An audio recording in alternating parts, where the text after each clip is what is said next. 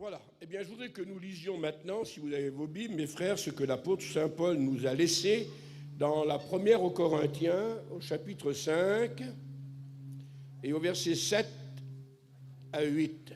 2 versets, s'il vous plaît, qui nous introduira dans notre méditation. C'est Paul qui écrit donc à l'église de Corinthe et à l'église de Jésus-Christ dont nous sommes membres ce matin.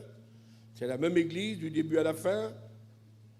Faites disparaître le vieux levain, afin que vous soyez une pâte nouvelle, puisque vous êtes sans levain, car Christ, notre Pâque, a été immolé. Christ, notre Pâque, a été immolé.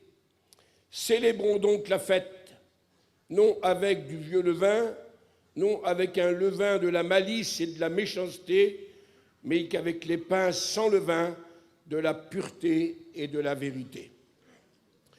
Que Dieu me donne le tonus nécessaire pour vous transmettre les mots de la Bible dans le but de notre bénédiction, de notre instruction aussi. C'est toujours utile d'être instruit et de grandir dans la Bible, mais il y a les deux vérités qui dégagent de la parole du Sauveur, la bénédiction, l'instruction biblique, l'affermissement. Et je voudrais ce matin, dans cette matinée où c'était Pâques hier, donc vous savez ce que c'est Pâques, je pense, pour la plupart. Bien sûr, pour le monde, c'est le petit nid avec les œufs, tout ce qu'on voudra, les petits-enfants, la fête des petits. Ça, c'est une tradition religieuse, voire humaine, pour ne pas dire autre chose. Le sens biblique même du mot, c'est la plus belle et la plus grande de toutes les fêtes du christianisme. Aucune célébration peut être plus grande que celle de Pâques. La mort de Jésus a une importance capitale, car sans sa mort, personne ne serait pardonné ni sauvé. Et pourtant, l'apôtre Saint Paul, le grand docteur de la Bible, inspiré par l'Esprit, non pas fantaisiste, rappelle la puissance de la résurrection. Il dit, Christ est mort, et c'est important, il est mort pour nos péchés. C'est pour nos péchés qu'il est mort, dit la Bible. Christ est mort. Et il emploie un plus, il emploie un petit mot qui renchérit sur la phrase. Bien plus. C'est important la mort, mais il y a plus que la mort de Jésus. Bien plus. Il est ressuscité. Et la résurrection a beaucoup plus d'importance, car c'est la résurrection qui réalise le plan de Dieu, le salut de nos âmes. La mort de Jésus pardonne le péché des hommes lorsque la confession, la repentance est faite. La résurrection de Jésus enlève le péché. C'est la justification. Avec la mort du Christ, on peut être pardonné. Mais avec la résurrection de Jésus, le péché est enlevé. Il n'existe plus devant Dieu. La justification, car Christ est ressuscité pour notre justification. La Bible précise, il est mort pour le pardon de nos péchés, mais il est ressuscité pour notre justification. Justifier, c'est être non coupable, innocent. Sortir du tribunal, la tête haute, j'ai rien fait, on ne peut pas condamner, il est innocent, il n'a rien fait. Eh bien, la résurrection, c'est la doctrine la plus importante de toute la Bible, car sur la résurrection de Jésus-Christ repose notre salut.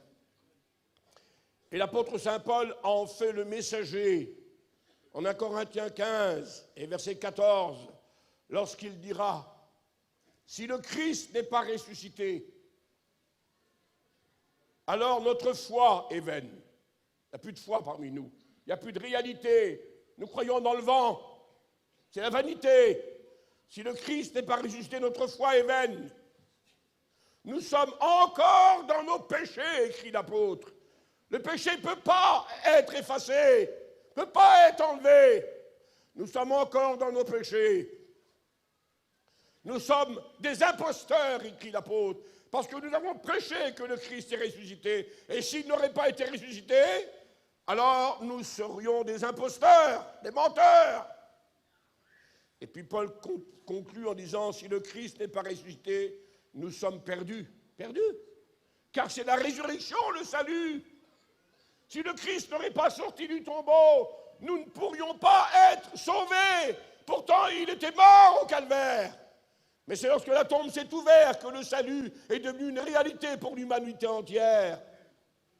Jésus disait, je vis, et parce que je vis dans sa résurrection, alors vous vivrez aussi. Et la vie nous est transmise de par sa vie, de par sa résurrection. Christ, notre Pâque.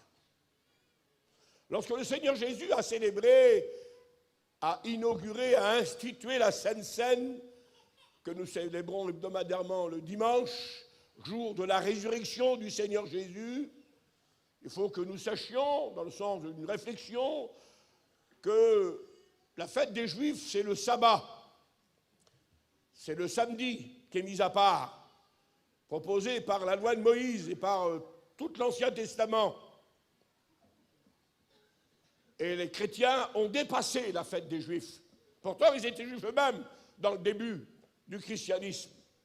Mais ils ont célébré le jour mis à part pour le Seigneur, le premier jour de la semaine. Et le premier jour de la semaine, c'est le dimanche matin.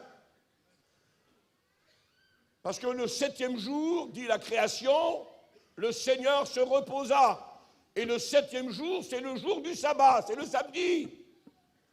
Et la semaine recommence avec le premier jour. Et le premier jour, eh bien, c'est pas lundi dans notre calendrier à nous, grégorien, c'est le lundi, le premier jour de la semaine. Mais dans les évangiles, le premier jour de la semaine, c'est le dimanche matin.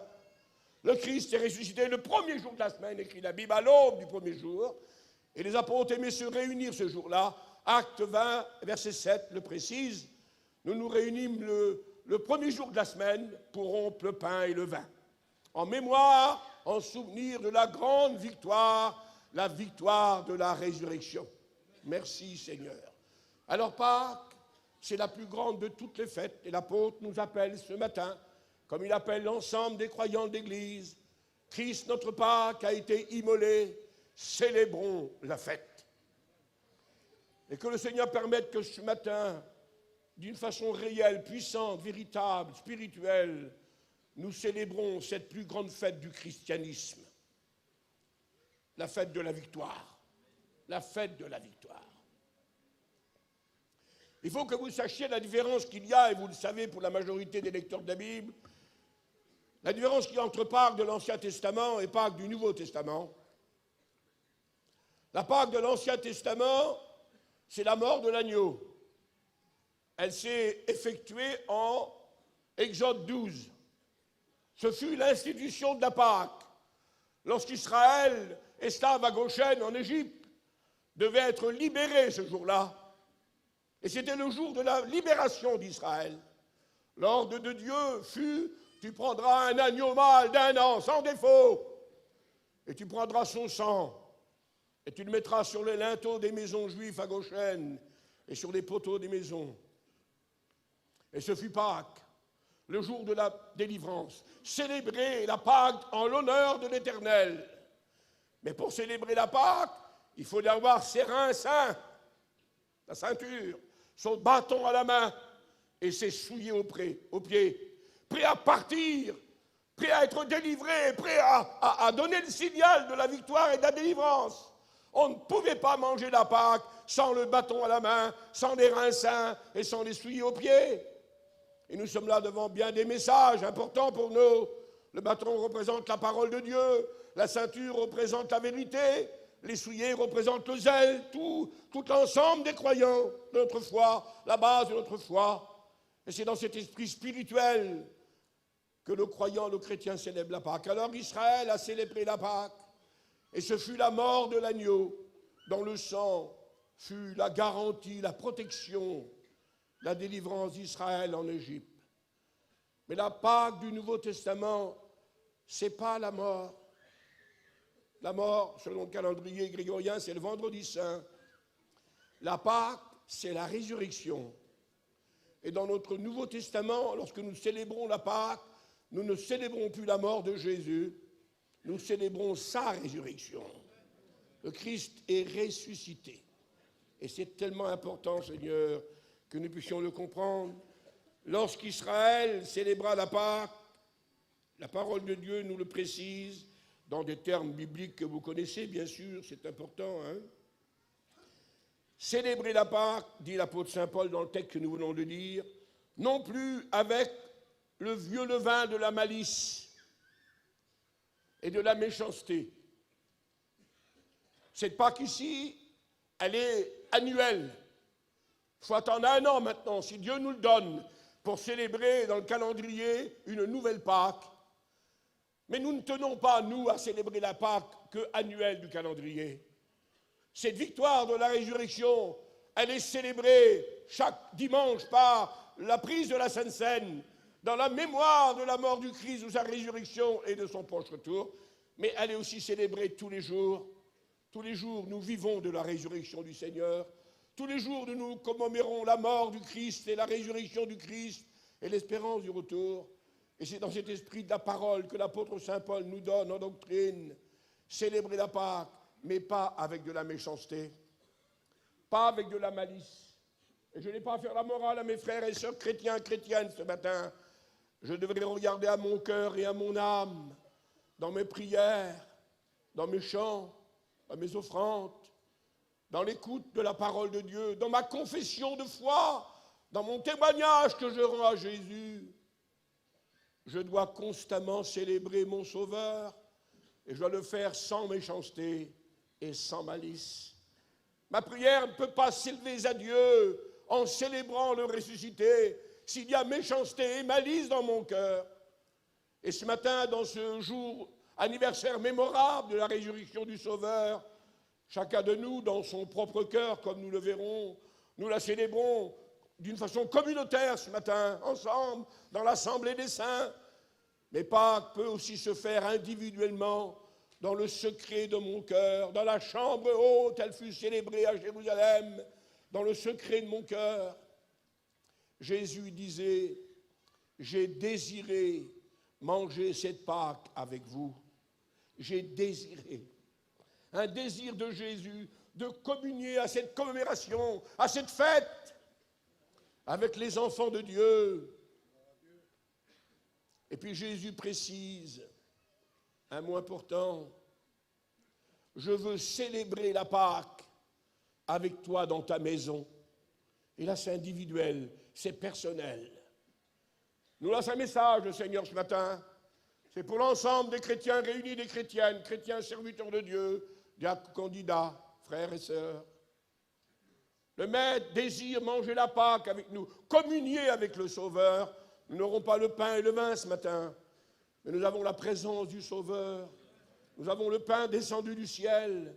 Nous avons le corps du Christ mystique, spirituel, réparti en chacun de nous, car nous sommes ses membres.